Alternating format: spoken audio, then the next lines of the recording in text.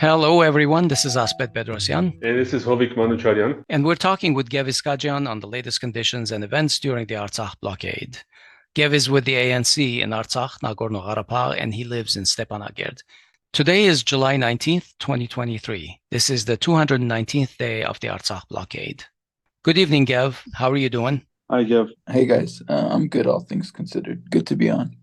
Gev, we have, nothing in terms of the evil that has surrounded Artsakh has changed, in my opinion, but I think we should just do check-in in terms of, there is this continuing Azeri aggression. We hear about shootings. We hear about farmers being prevented to work because, all this time, anytime someone tries to do some work on the fields, they get shot at. And obviously, it has been more than a month that basically complete stealing off of Artsakh from the world in terms of humanitarian supplies, in terms of any kind of supplies. Even Red Cross is not able to come in and out. And we're seeing, obviously, anyone who's probably listening to this has probably seen the pictures of empty store shelves, people on the streets, in huge queues. But, tell us with your own eyes and with your own mouth what you're seeing. What is the level of hardship? How is it affecting the determination of people to sort of struggle with this? The obvious goal by the Azerbaijani fascist regime is to break that will.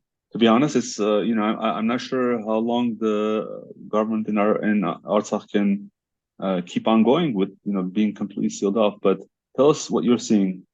Look, everyone's aware of the fact that the blockade is getting more dire by the day. The circumstances on the ground are getting more dire by the day. The supplies here are finite. So as things dwindle down, the effects on every layer of society become more pronounced.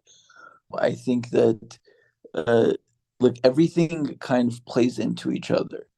So we know about the food rationing, we know about the lack of supplies and all that stuff. But I think one of the things that is least talked about that has a really draining effect on the society here, on just how we function and everything else, is the fact that we have no gasoline here.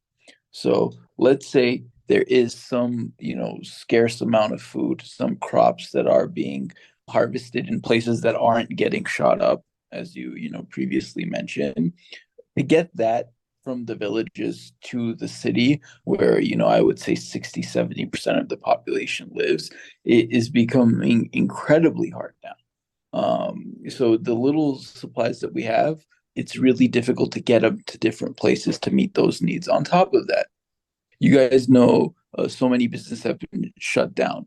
For the small amount of businesses that are open, for people to get to their jobs, it's becoming almost impossible now.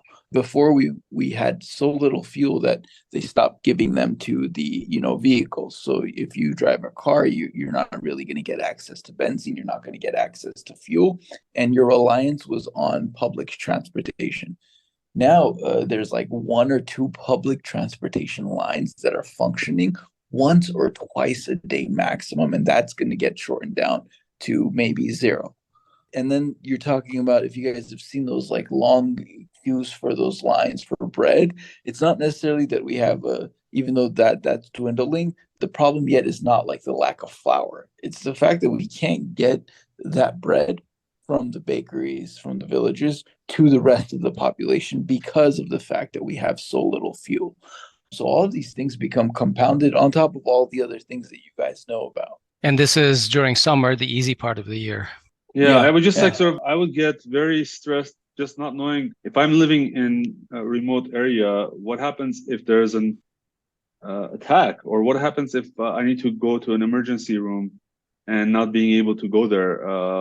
That by itself is really discomforting. But I guess that's a first world problem when compared to everything else that's going on. Yeah. I don't know. We try to keep our language a little bit clean on these podcasts, but it's really difficult nowadays. But I want to go to this next topic that I want to talk about, which is the recent meeting between Aliyev Pashinyan and Chales Michel in Brussels. We saw the statement from Chales Michel, and it is really disgusting for me to hear when Chales Michel, basically, through the words of the leader of the European Council, of the leader of Europe, says that there's an equal sign between Aghdam and Lachin or Berzor or Kashatagh corridor. Chales Michel basically effectively welcomed that the tormentor of Artsakh, who has sealed off the entire area from the world, says now, hey, if you really want supplies, you can, I can give it to you. And obviously, I think that we only talked about humanitarian supplies, but some offers like that have also been made about gas and electricity. And it's all about essentially sealing off Artsakh from Armenia and erasing any ability for the Artsakh people to be independent. I don't know, Gev, what's going through your mind? Any analogies like you can make that make sense about this? Have you seen anything like this in the world where the tormentor gets appeased and gets rewarded for their actions? No, absolutely not. And look, it makes you, what I'm questioning, and I don't believe they're this stupid. I think, the EU is a massive global superpower. When you hear things like Azerbaijan is offering the Aghdam road to help send humanitarian aid for a humanitarian crisis they say does not exist. At the same time, it's a humanitarian crisis that they've caused. There's so many, if we talk about the field of journalism, any journalist with a semi-objective mind that looks at the situation would say this is absolutely preposterous. The hypocrisy here is insane. The fact that they're making a laughingstock of people's just logical abilities, the most kindergarten level comprehension skills would tell any global power that this is absurd, right? And then when you get somebody like Chales Michel to get up and say that, these are the ways that Azerbaijan is willing to alleviate this crisis, that's even more absurd. And then you have the so-called leader of the Armenian nation who just stands there and can't do anything about this, who isn't even making statements on this front. All of that is crazy to me. And the funniest part of all this, and it's not funny, it's morbid, but Artsakh isn't asking for anybody's humanitarian aid. Artsakh is definitely not asking for Azerbaijan's aid. All we're asking is give us a direct link to the road. Give us what we had previously, and we can take care of ourselves. The fact that they're making this to be out like this hyper complex situation where both sides are trying to come to a solution is absolutely insane to me. But if we're really talking here, we know that the EU understands what's going on. It's a testament to their cowardice, one, for all of the interest that they have in Azerbaijan, that they can't outright call this what it is, which is human rights. Well, it's crime. driven by complete self-interest. They're trying to solve their own problems. They're not trying to create peace. They're not trying to solve Armenia's or Artsakh's problems. They're solving their own problems. And at the same time, they are taking this podium to talk about European values, how terrible of a dictator Putin is, all these crimes that all these other nations around the world are, committing. Yet at the same time, they are complicit in one of the greatest human rights violations of our time today. Absolutely. As we see. And complicit is the right word. But you did catch me, Gev, in making this, I think, logical mistake that a lot of people do, which is, this would only be possible if Pashinyan recognized Artsakh as part of Azerbaijan, which he has. And unfortunately, we do not do enough criticism of our own leaders, even though, we try to I think we reason about it that, they're powerless but even if an outsider has more power, they won't use it to, when the primary responsibility is for the Republic of Armenia to safeguard Artsakh.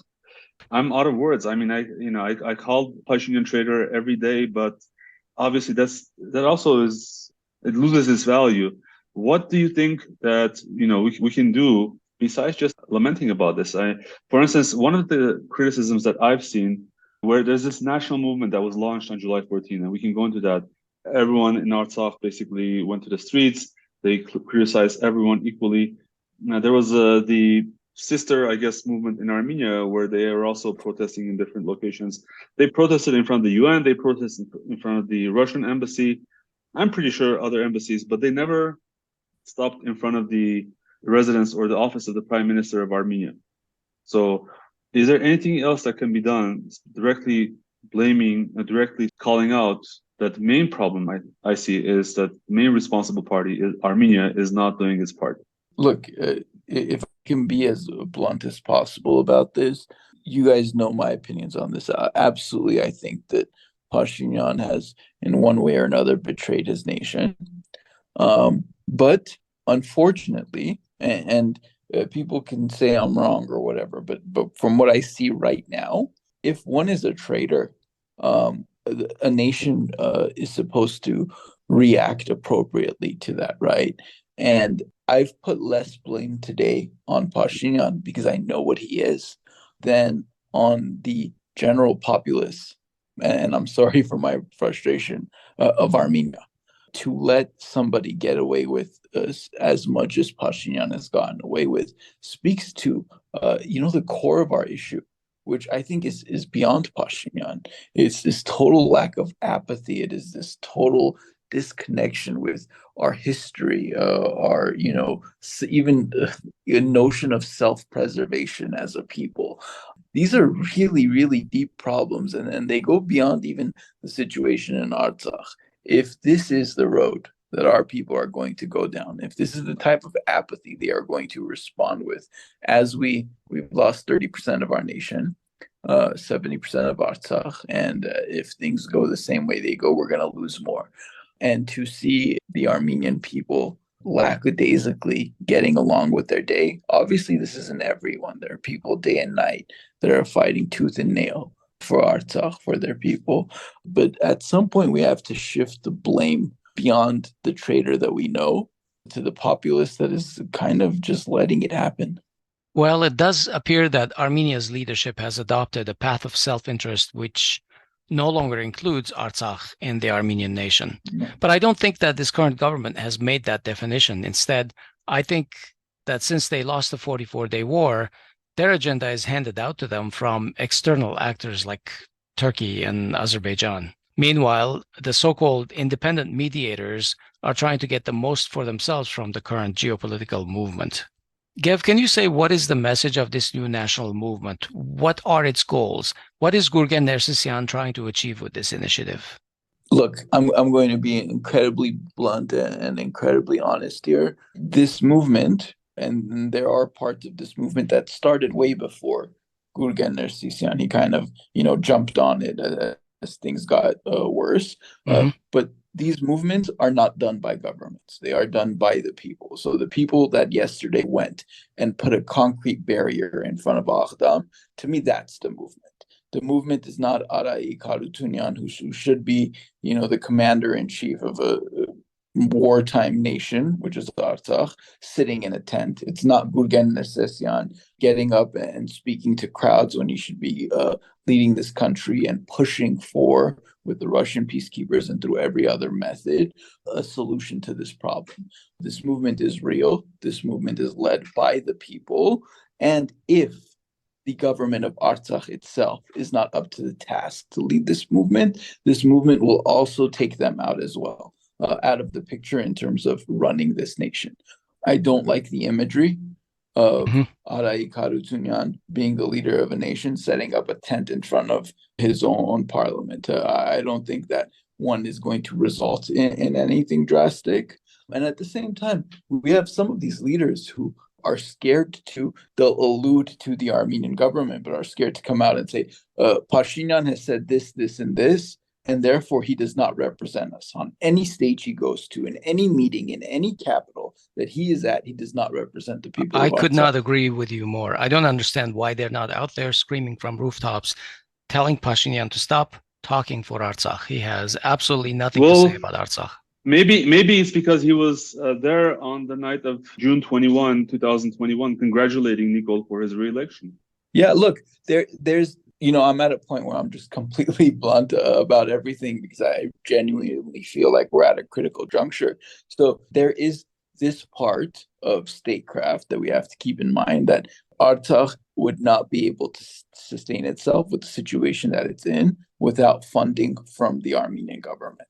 So there are those sensitivities that these guys have. But at this stage, if you don't outright reject Pashinyan, let's say he can fund your government for a few months until the Azeris completely ethnically cleanse you. You're putting a Band-Aid on a bullet wound. So right now we're at a juncture where we have to completely cut it out. And if the Armenian government decides that because the people of Artsakh, the representatives of Artsakh, don't deserve the resources to be able to get by and live because they're being critical, that's another story that we have to, as a collective people, address. But I think we're at that point now. Yeah, I mean, and I agree. And if we're getting to the end, but if funding is being used or is going to be used to threaten the Armenians even more, this time from the side of the Republic of Armenia, then I don't know what I could say. I bet Aliyev would say, he can fund Artsakh better if the people of Artsakh only accepted Azerbaijani citizenship. So I know it's difficult. So I think it's important to be mindful of that. But yes, the people raise that argument, and to those people, I would say that that's not an argument at all. Just like the Armenian government shouldn't tell the people of Gegarkunik that, hey, you should be grateful that I'm funding you, or else you would become blockaded by Azerbaijan. I think that any discussion like that should be nipped in the bud using the arguments that I just made. Anyway. All right, let's be done for today.